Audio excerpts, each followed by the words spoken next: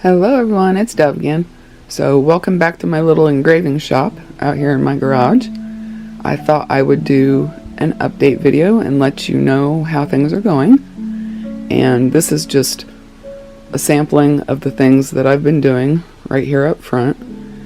And this is a new feature. I did have to go buy it's a photo light box because I was having a really hard time taking pictures for my online purchases or for any other reason, because the lighting out here is just super bad. All I have is the overhead lighting. I'm not going to show you, but it's not good for taking pictures. So I went online and just typed in like photo background something. I wasn't even sure what I was looking for, and I didn't even know these existed, but this was not too bad. It was like probably $40. I don't remember right now, but it's a collapsible photo booth that fits down into this little bag right here, which is quite thin, and that's going to make it so that it's not going to take up too much room in my rig.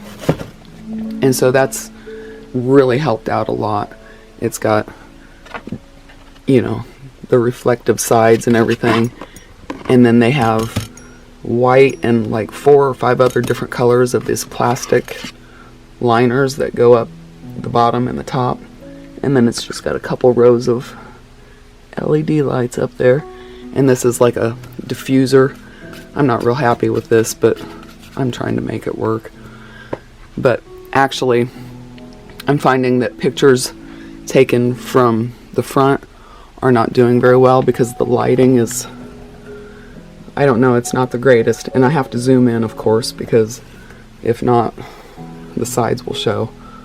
But what I really like about this is it's got a little top hatch, and so I can just take pictures from above. And so what I do is I just put my camera right there, and then I zoom in, and I got this little clicker. It's like a remote clicker, and so I put my stuff right there facing up so that you can see, and then I just take pictures from the top down like that, and I don't even have to touch the phone with this thing. So this is really nice. It was pretty cheap too, so I really like that. That's helped me out a lot for taking pictures. And then I had to buy, you know, stuff to display. So I got this tree with a marble base, and these are ring holders. They're really, again, because I can't take a picture from the front, they're really not turning out to be that helpful, but whatever. And this is just a card holder that I got. I've made a few of these already, and I can engrave on the front and on the back, but I think I'm going to change that one. I think I'm going to change it.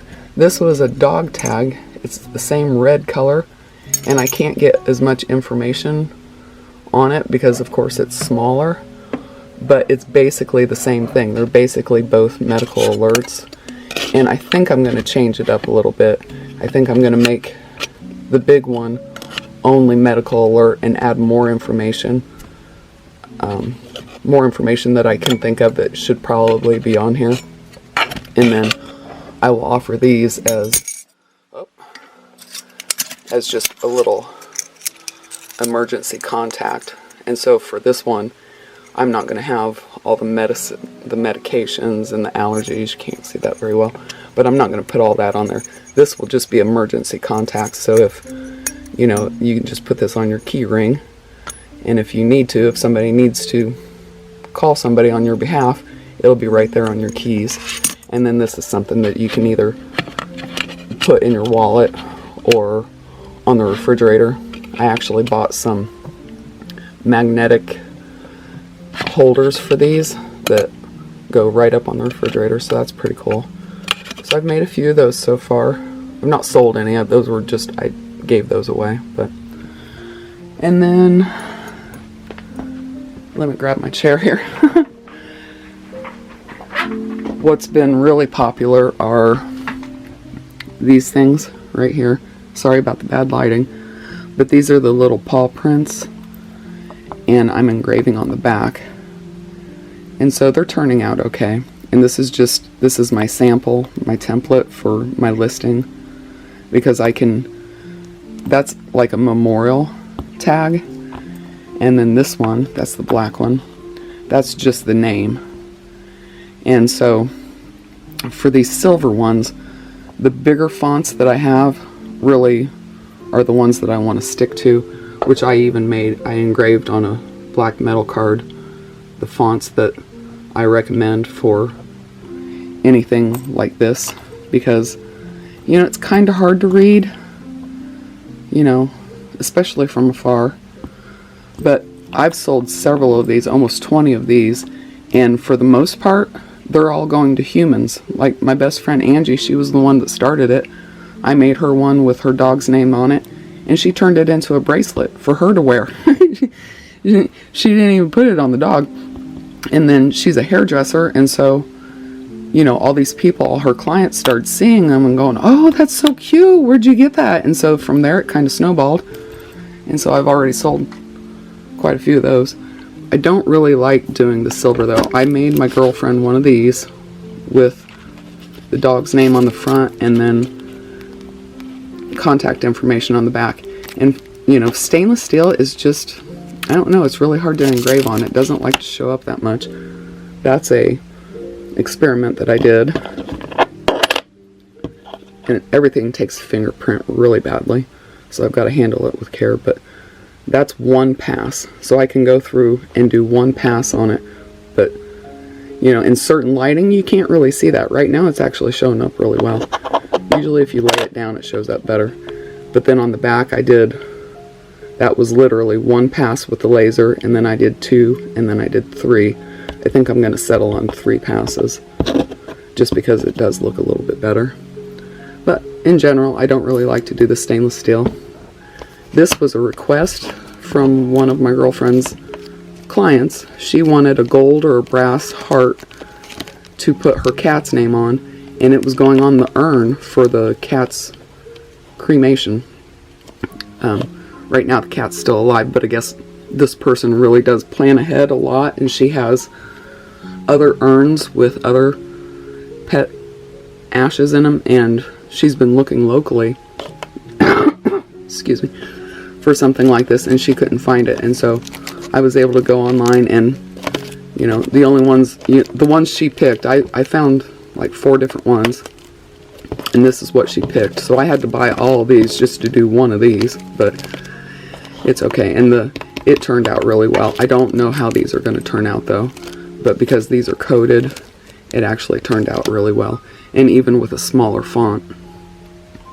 And these are the other ones that I really like, and I think I'm going to have to turn this light off. Hold on.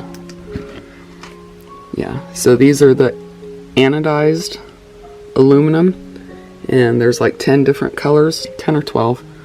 And so what I did for my samples, these are all samples for my Etsy pictures, and I picked out 10 fonts that I thought looked pretty decent for the name, because you can get kind of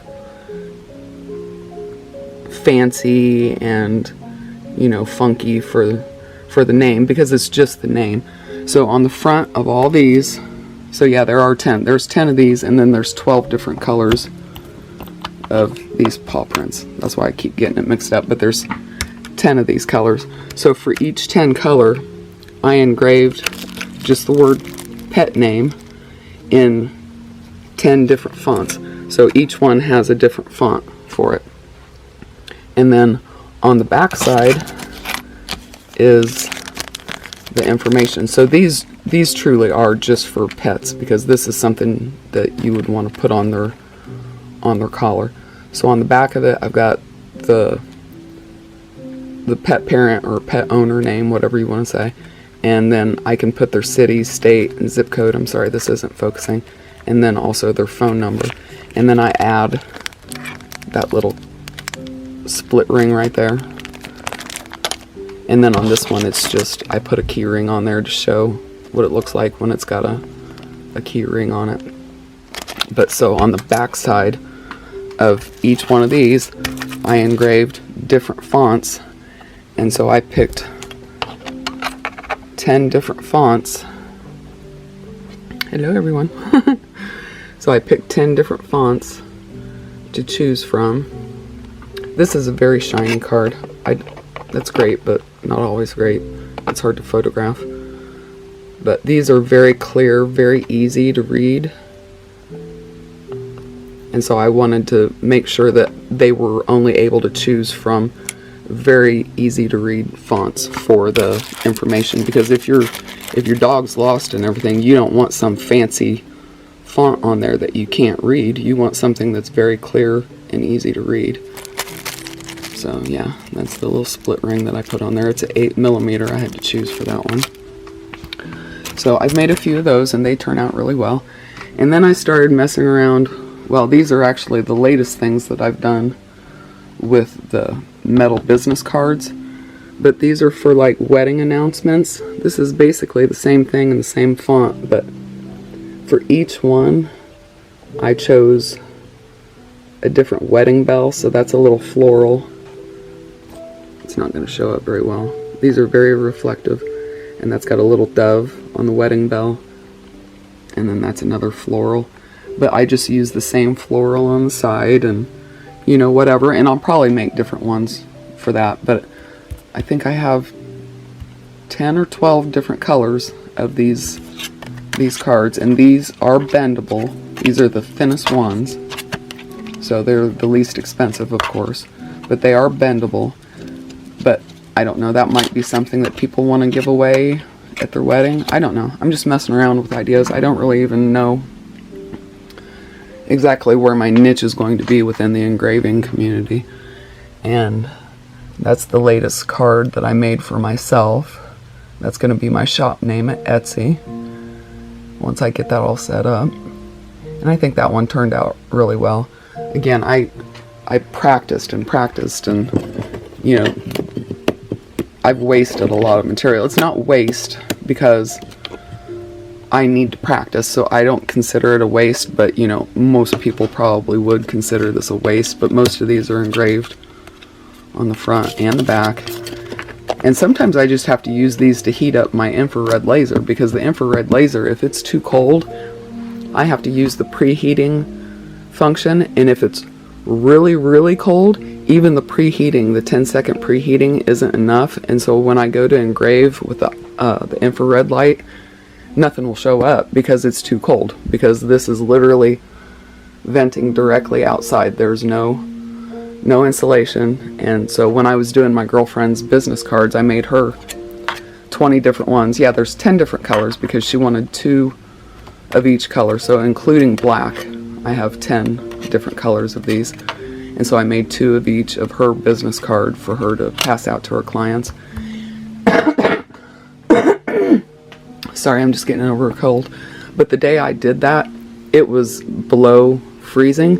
And so before each one, I had to preheat every single time. It took forever, but that's just what I have to deal with here in the winter, because I don't have the air filter to hook that up to.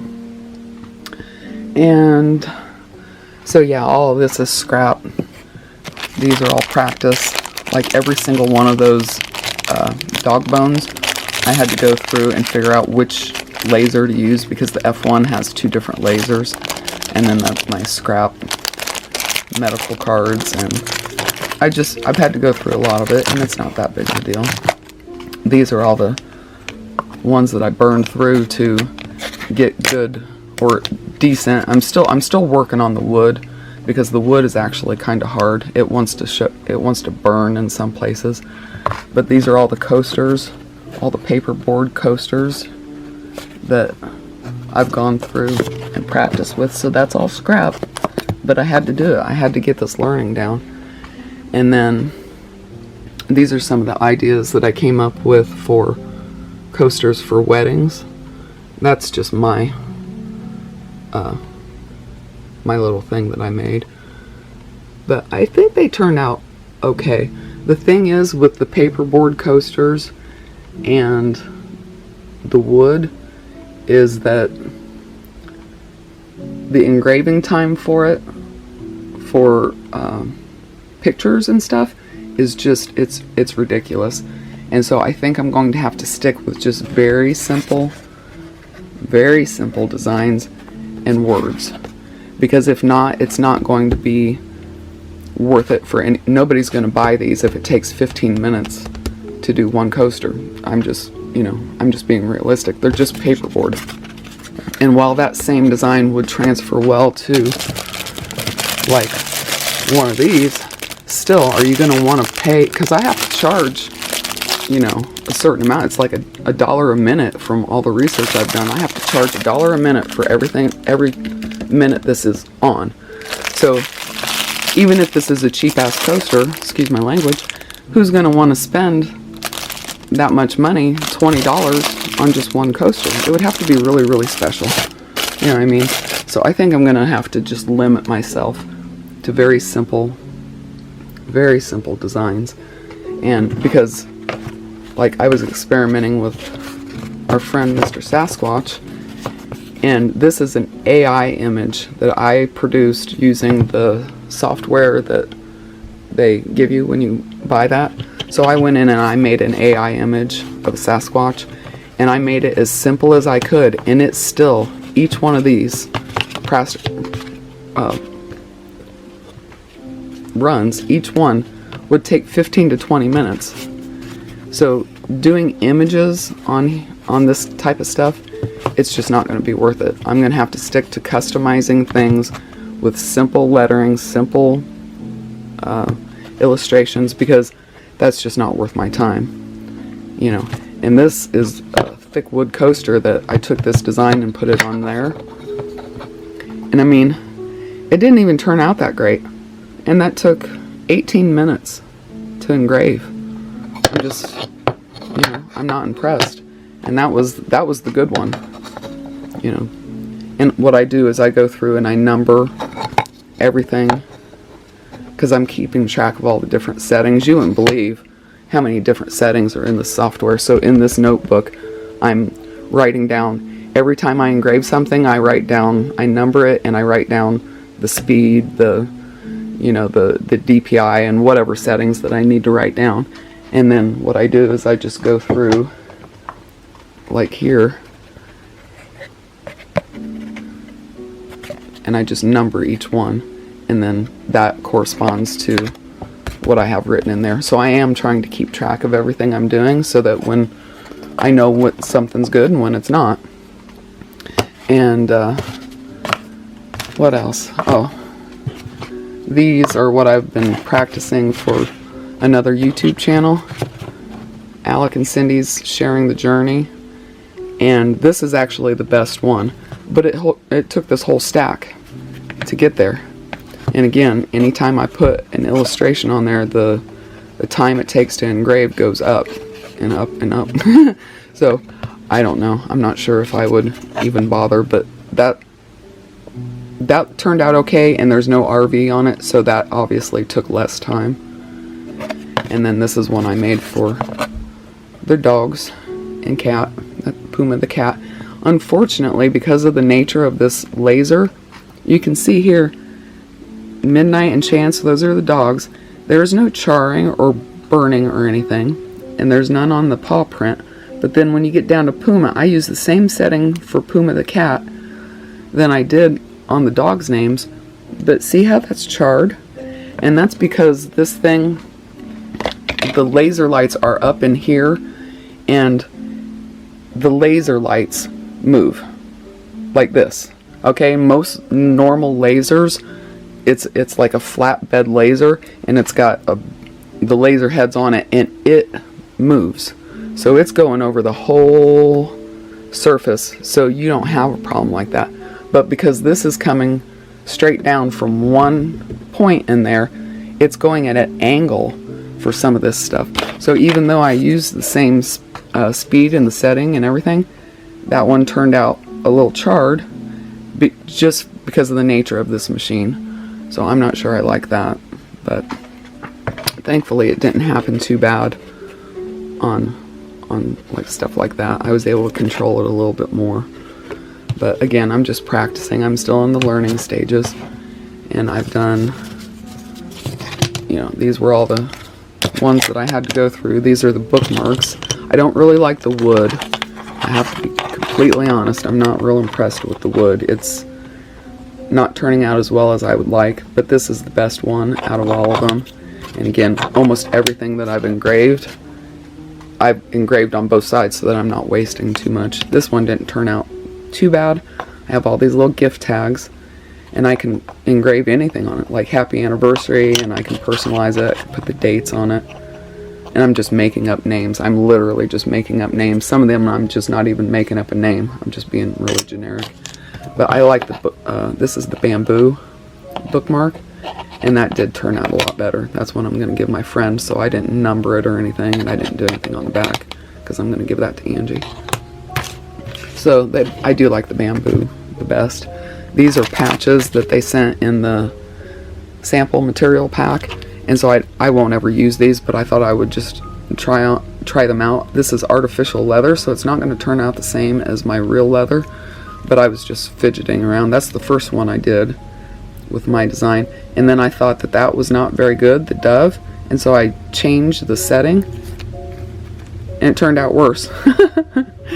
So yeah, I'll probably never buy these, but these are just, you know, it's got the sticky back. I guess you put them on your hat or something. I don't know. I was just messing around because I need to get the hang of doing the leather. The glass I've tried on, and so far it's been pretty much a complete fail. So I've ordered some black acrylic paint pens, and so I'm just going to use those and coat the side of it and then engrave on it, and then I'll have to take alcohol and clean that off. And this is the one coaster they sent. It's a slate coaster, and I went through and did every single one of these as a different setting. And then I did this not because I want to do the slate coasters, because I don't think slate coasters are very good unless you're using them for hot drinks, because you know, the cold drinks, when you lift the glass, the coaster comes with you, and I don't like that. And so I went through and found the best setting because I wanted to engrave on mugs, and I had gone at Amazon and bought these nice big, like 30-ounce mugs. They're really nice, and I like them a lot, but the coating is so nice on it. They're cadmium free and lead free, but the coating is so durable and so nice that neither one of my lasers could break through that coating. So this was literally a wasted box. This was almost $28, almost $30 actually, for that. And I can't use them, not for engraving, and I don't even need these. So I don't know what I'll do with those. I'll probably just put them in my storage unit because I can't engrave on them and sell them. And then because I need to get ready to sell on Etsy, I had to go through and buy packing material, and I like Uline because you can buy in bulk and at a much lower price. But unfortunately, the smallest amount of these envelopes was 250, so I have a huge box of these, and obviously I'm not going to be able to put that in my rig, so I'm not sure how this is going to work on the road. But I just got the regular 6x10 with the bubble in it, because most of my stuff, as you can see, is very small, and so most of it is going to be able to fit. Sorry about that, my camera turned off for some reason. And then this is tissue paper that I bought to wrap everything in before I put it in one of these mailers. And then for labels, Etsy allows you to buy labels from them, which gives you a really good price, and you can print it out on a regular printer, but I'm not going to be able to bring my regular printer with me because it's way too big. So I went and bought a thermal label printer, and it's way smaller than my big printer over there on the other side of the room, and it prints. These are 4x6 labels, and this is the standard, whether you want to ship from Etsy or Amazon or anywhere else. That's the standard size that they use. So I bought a whole box of those. And then this company also, the printer itself can print on like little round labels or little square labels, and so They actually sell these. They're translucent gold.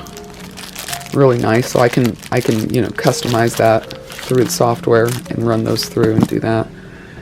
And this is all the paperwork. You can't believe how much logistics is into selling on Etsy.